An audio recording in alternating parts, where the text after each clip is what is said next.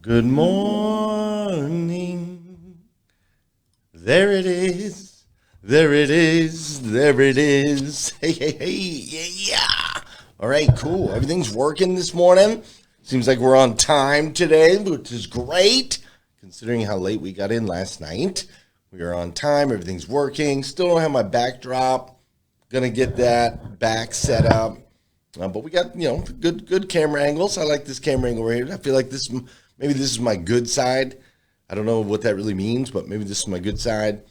This side's not bad, It's not bad. Pretty good looking guy, but this one, like this is it, You know how they say you have a good side, you have a bad side. I never knew what that was, but now I'm starting to understand. Man, there's a good look there. We go straight on, It's kind of like, you get that, but over here you're like, yeah. Oh my gosh, my brain goes so many places. All right, let's dive into the show. How about that? Good morning and welcome to hashtag Rise and Grind. I am your host, Glenn Lundy. I am a husband to one, a father to 8, and the creator of what is going to be the #1 most watched morning show in the world. It is 5:30 a.m. and I hope that you are ready to rise and grind. Hey, good morning, good morning, good morning. How are you, my friend? How are you, my friend? Dude, today is Thursday. That's right. Today is Thursday, December 18th, 2025. And what's crazy is today is the very first and the very last time it'll ever be Thursday, December 18th, 2025. So I want to make sure we make the absolute most.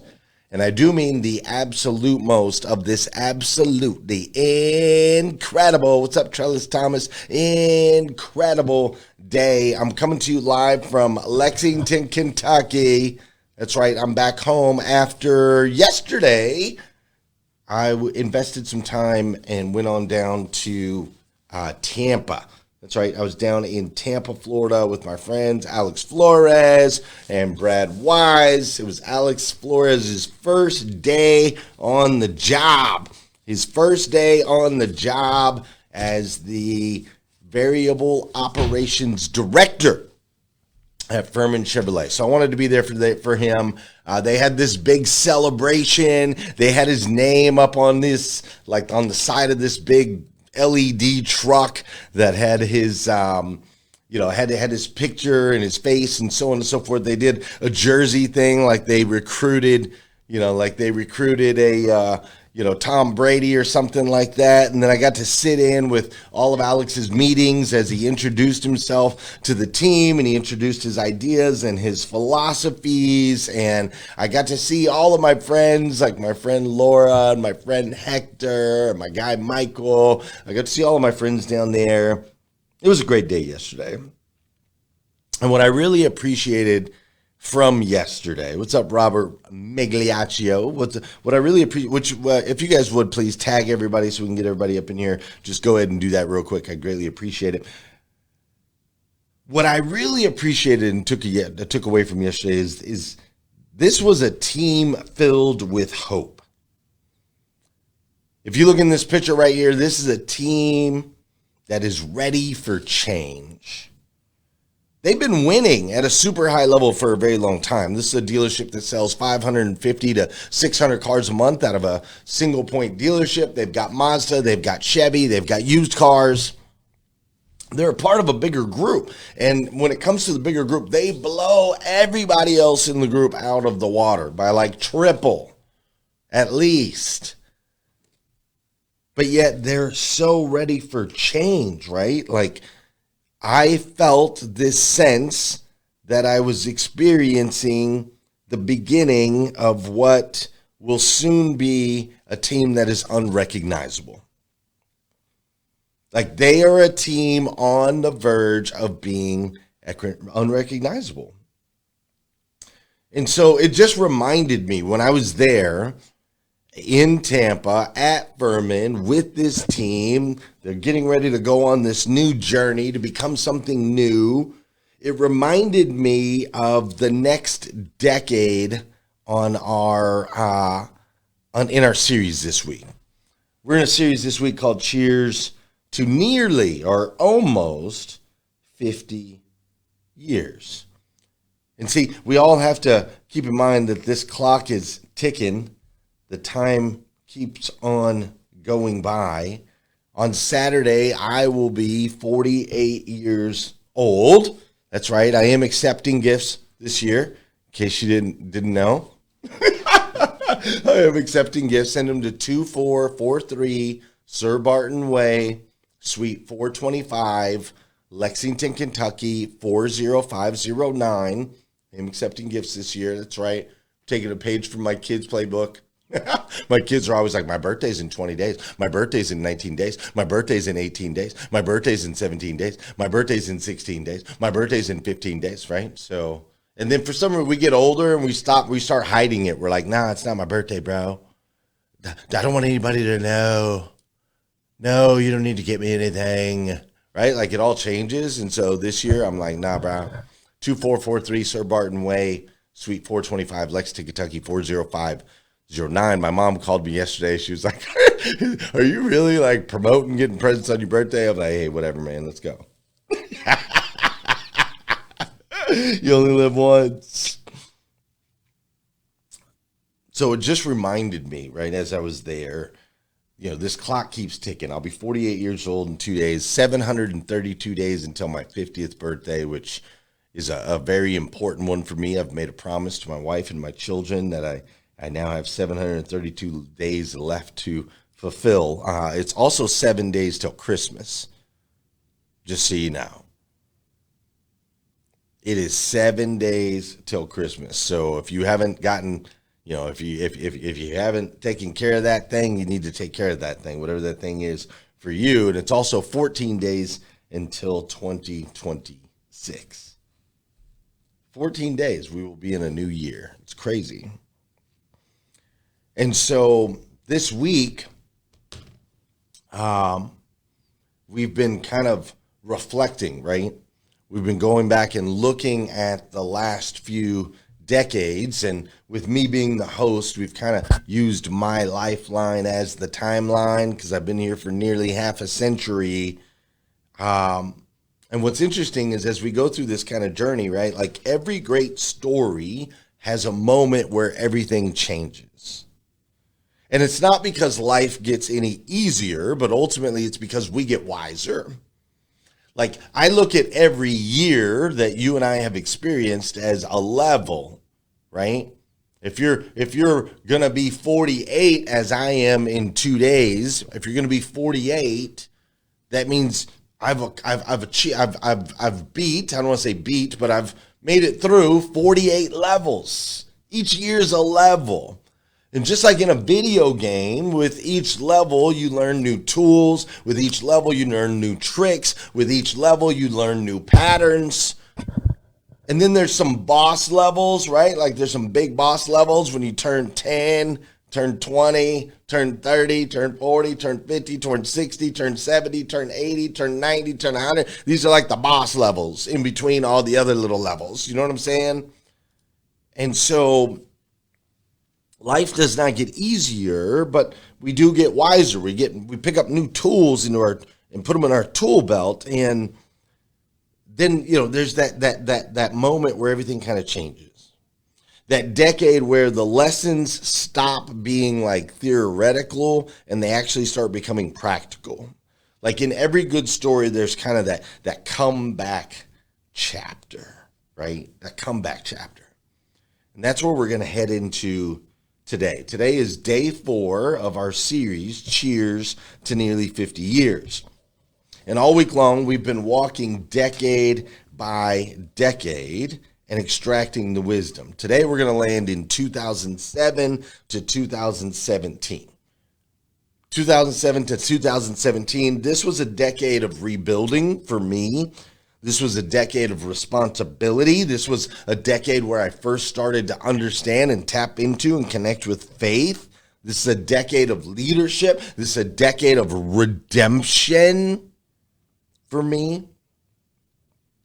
But before we go too far into that, we have to like remember what these previous decades already taught us. So let's rewind real quick. We're going to go all the way back to decade one, which was 1977 to 87, the foundational decade. And in this decade, we learned that joy was kind of a type of rebellion. We also learned that creativity was more important than perfection. We learned that our identity starts forming at a very young age. And we definitely learned that your beginning prepares you for the end. This was a decade with a big rebellion coming off of the Vietnam War, those types of things. Then we got to 87 and through 97, which for me was age 10 to 20. And when we got to 87 to 90, I'm sorry, my clips aren't matching. When we got to 87 to 97, which was for me age 10 to 20, this was a season of like awkward growth. This was a season of video games, new technologies.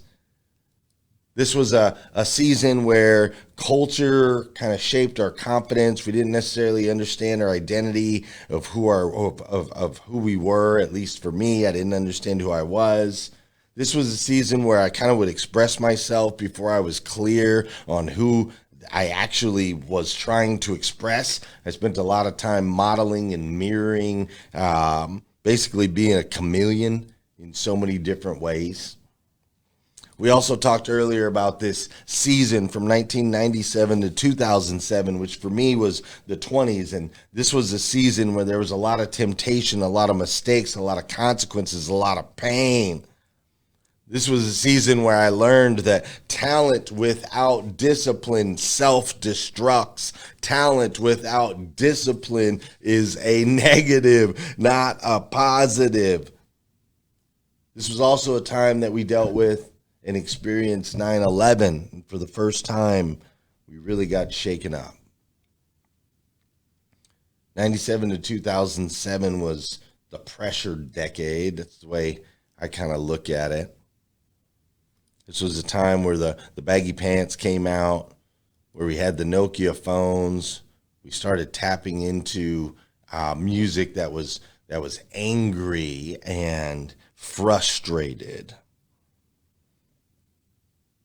And so that brings us to where we are now. That brings not to where we are today, but where we are in the series now. That brings us to 2007 to 2017. This is the comeback story. This is the rebuilding years. This is where it starts to get really fun.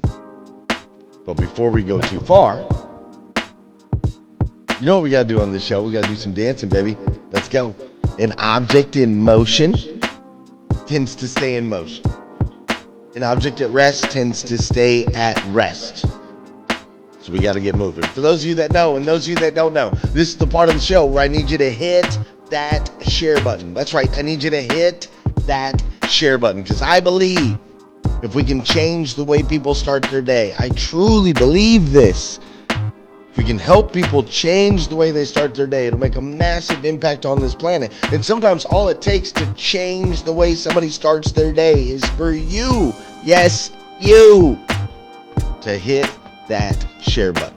This is also the part of the show, hi, Gino Griego. This is also the part of the show where I want you to say good morning to me, and I'm going to say good morning to you, Brad Furby. Whether you're watching live or you're watching on replay, drop a little comment, say what's up.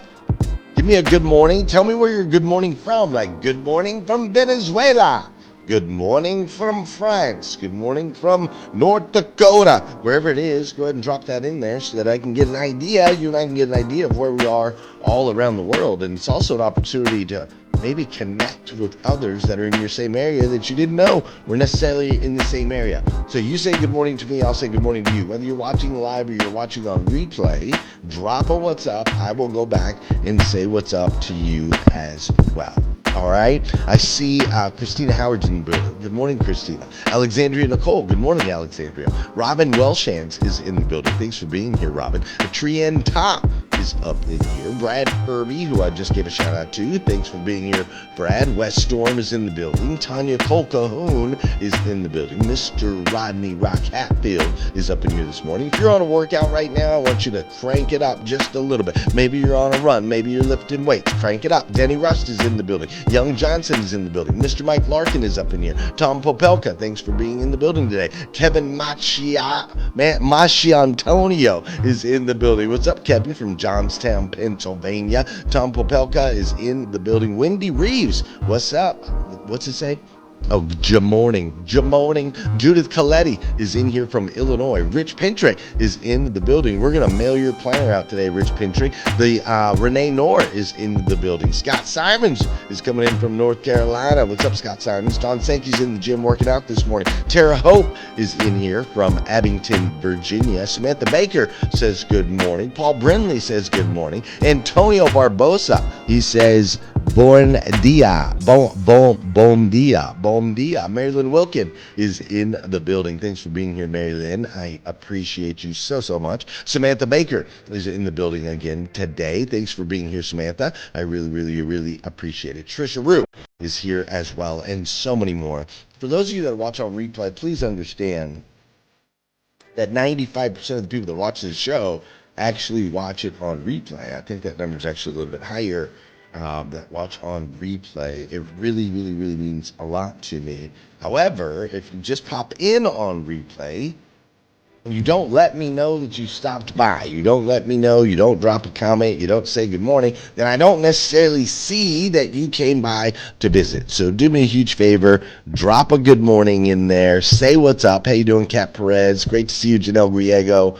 Or if you're watching on replay, drop a comment in there today. Say good morning, Glenn, from wherever you're at. I would greatly appreciate it so that I can see you and that we can figure out how we're going to move together in 2026. Speaking of moving together in 2026, we've been shipping out Morning 5 planners all over the place. If you have not ordered yours yet, you need to go to themorning5planner.com. What's up, Tony Schmidt? How you doing, Regina Fleming? Go to themorning5.com. That's right, that's themorning5planner.com. Themorning5planner.com. Go ahead and order your planner. This is something that we are going to be working through together next year. We will be holding each other accountable next year. We will read the quotes at the top of each pages together next year. We will work through the ups and downs, the highs, the lows, the experiences of the year. We'll do it all together. We have a book of the month that we will read and highlight together. We will do all of these things together. We have some really cool news that I'll be announcing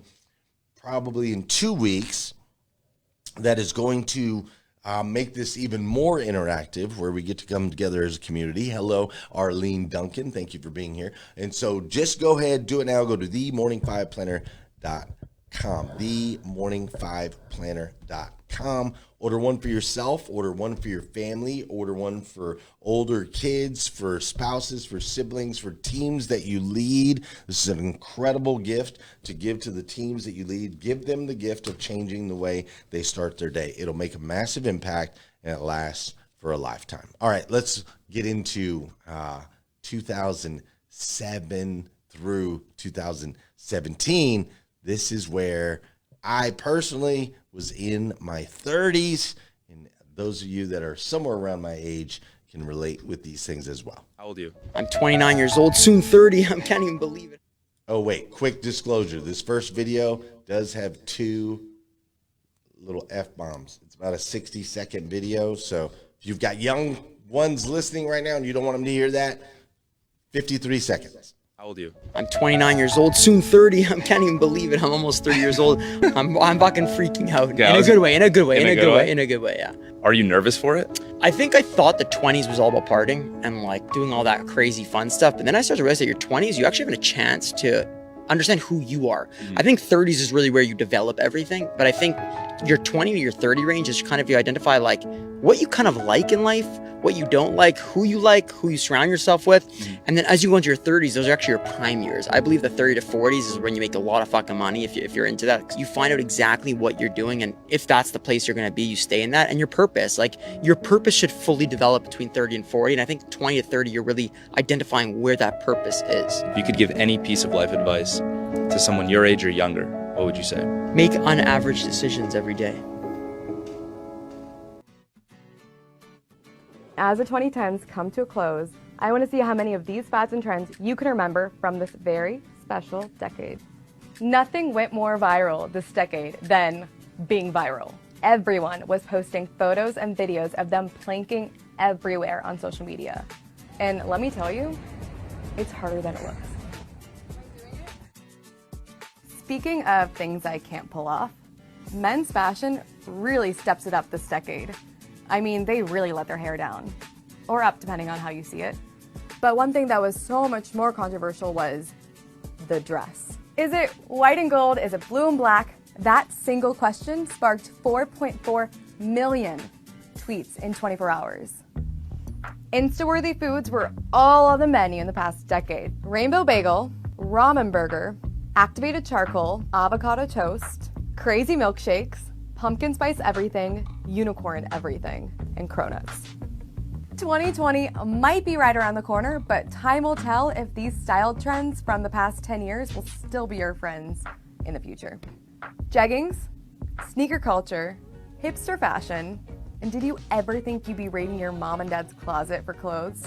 Because I didn't, but the 90s came back in such a big way. Fanny packs. I'm no expert, but I think some of these top toy trends might stand the test of time, and some will just be in the dust. And so here's what I got. I'm gonna take it out of the box, and I can't wait to show you. So.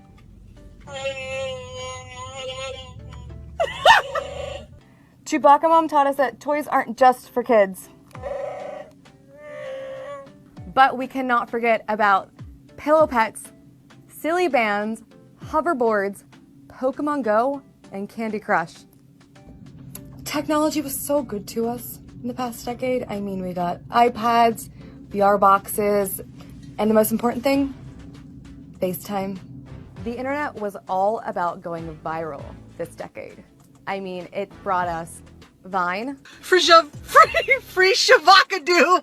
the ALS Ice Bucket Challenge, Harlem Shake, Gangnam Style, and last but definitely not least, Baby Shark.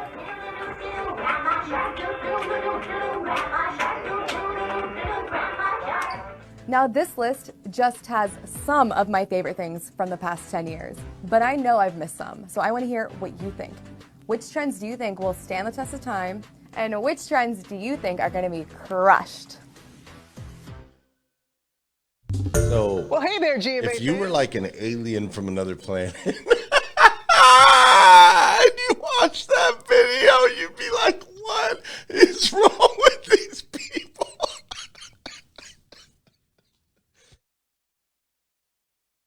Oh my gosh, I'm so sorry. The grandma shark do, grandma shark do. Oh my gosh, dude. 2007 to 2017 started off rough though, if you think about it, man. This was not a decade that started easy. We had a huge financial crisis in 2008, man. So many jobs were lost, homes were foreclosed, trust was shaken. I mean, it started off rocky. I was actually out of the car business right at the very beginning of 2008, but I was in, you know what I'm saying? Like all my friends were in, and I mean, it was tough, dude. A lot of businesses went under. 2008 was really tough. You know, that this decade, when I was 31 years old, it really started off rough.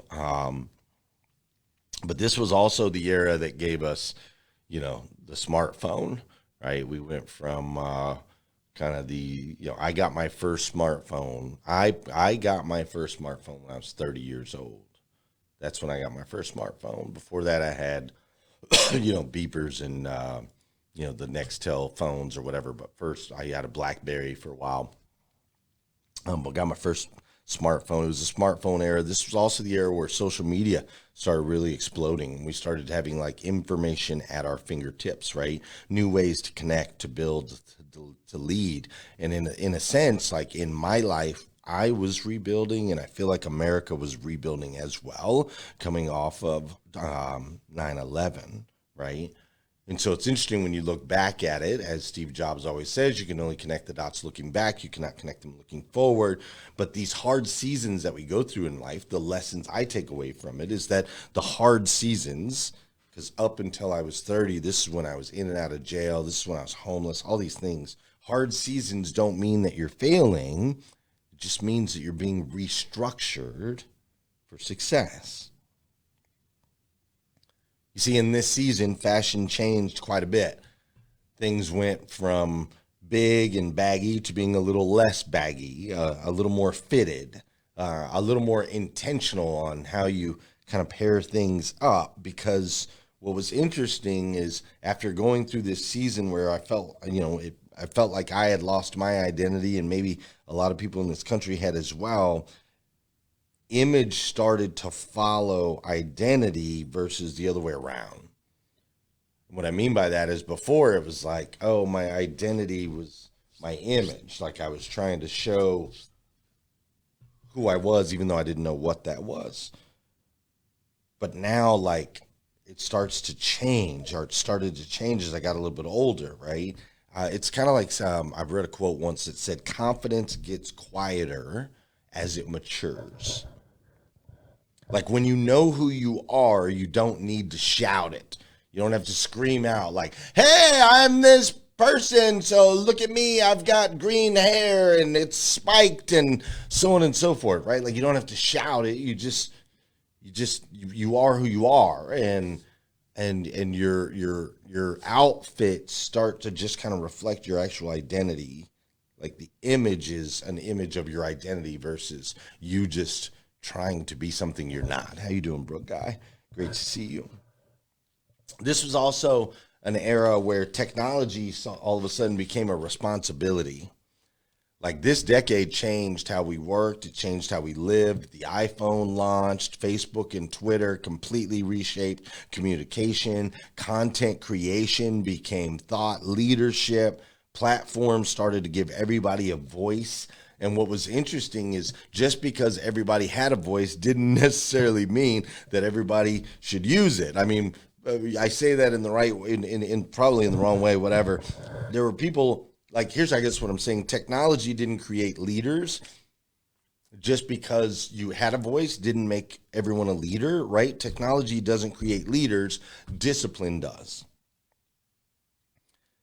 The technology only revealed who already was a leader. And the same is true today, right? The technology only reveals those that are already living in a world of discipline, those that are already clear on their motivations and their intentions, those that are already living in such a way that they can actually attract the attention of others, living in an uncommon way. When we watched that video a little bit earlier, he said, what's the biggest piece of advice? And he said, make unaverage decisions. You see, these tools that we've been learning, all these levels, these tools will amplify your intention, whether that be good or that be bad. I got some messages recently from someone who's been going through a lot of terrible things in their lives. And every message that I get is them talking about what other people are doing to them and these experiences and how unfair it is and so on and so forth. And finally, I just had to message back and like, look, dude, the things that you are focused on grow. Your intention grows. If you intend to be a victim, you are going to continue to get victimized. If you intend to be a victor, you will find a way to be a victor. Tools amplify intention. So this decade was really different for me. This from age 30 to age 40, it was really different for me. Like this was a decade that I stopped playing the role of the victim. This was the decade where I stopped running from problems and instead started facing them. This was the decade where I stopped blaming other people. I stopped numbing my pain with drugs and drinking and girls and so on and so forth. This was the decade that I started building. This was the decade that I realized we have to have discipline in order to truly gain freedom. Freedom without discipline is chaos. Discipline with intention becomes freedom. So this was the decade that I started building, right? Structure, faith, family, my routines, understanding that I have a responsibility to make a positive impact on this planet and in other people's lives. I started to finally realize that this life, though it goes through me, it is not about me. You see, this was the decade where the Morning Five principles that we talk about in here all the time, this was the decade where the Morning Five principles were forged, not as content. They weren't forged as just some piece of information for me to go sell or for me to give out. But no. This was survival, because I had finally learned a really important lesson that if you haven't learned yet, maybe you're one of these younger folks that we're talking about. If you haven't learned it yet, really important lesson. Success is built on discipline. You see, once I got into my 30s, somebody asked me this the other day, were you always a morning person? No, bro. No, not at all. You couldn't wake me up. My mom, I used to have alarms right next to my ear blaring. My mom would come into the room like, bro, your alarm's been going off 5 minutes, and it wouldn't wake me up. But like, I got in my 30s and I learned to wake up early. I learned to start writing things down. I learned the importance of gratitude. I learned the importance of moving my body. I learned the importance of writing down our goals. I learned the importance of encouraging others, not because it was like this cute, funny, silly thing to do, but ultimately because these are the things that saved my life. That saved my life. Now, this era also, man, this is when music shifted too. There was less rage in the music. There was more reflection in music. There was more purpose in music. There was more perspective in music. Because what's interesting about this thing called life is growth changes what ultimately resonates with you. And when you start to heal, your taste changes. I remember going through and listening to different motivational speakers because my taste started to change. So listen, this decade, the age of 30 to 40, which for me was 2007 to 2017, this decade taught me that healing, in order to heal, it requires honesty. We have to reflect and look in the mirror and realize that we are not victims, but ultimately the catalyst of all things good and bad in our lives. This was also a decade that reminded me that consistency beats intensity, hands down, all day, every day. You can go to the gym and be intense for a day, but you will never get the results as someone who shows up daily, like Don Sankey, for 7 years, 8 years, 9 years, wherever he is. This was a decade that taught me that faith anchors identity. If it wasn't for my ability to connect with and build a relationship with God, I never would have been able to figure out who I truly am. And this was also, for me, a tremendous decade of learning that true leadership starts at home. Home is where boys become men. Home is where pain becomes purpose. Home is where the setbacks become the setups. Your family, the people you love. There's nothing more important. Outside of God, there is nothing more important. So 2007 to 2017, for me, this was a rebuilding year. Tomorrow, we're going to step into 2017 to where we are today. The leadership decade, the legacy decade, the responsibility decade. But for now, I want to reflect on that level. I want you to think about that level. I want you to think about, what did you learn in that decade? Listen, we have nearly 50 years of lessons we're going through this week, and we'll bring it all home tomorrow. But today, I want you to make sure that you're not just going through the levels of this thing called life, but you're actually taking away the lessons. Don't just go through the levels, actually take away the lessons. Because every single season has a reason. Does that sound fair? All right, ladies and gentlemen, I'm going to go on and get out of here. Thanks for joining me. It really means a lot. It really means a lot to me when you come by, when you hang out with me, when you share this out, when you tag your friends. I'm going to go hang out on Clubhouse. We'll talk a little bit over there. For those of you that join me over there, I always love those conversations. But just know that I absolutely stinking love you. I hope you're enjoying this series as much as I am this week. I hope you have an incredible day, and I'll see you tomorrow morning, 5:30 a.m. We'll do it all over again right here on #RiseAndGrind. Have a good one. Got that old feeling that I know in the dark of the night I'll be alright. The sun will rise.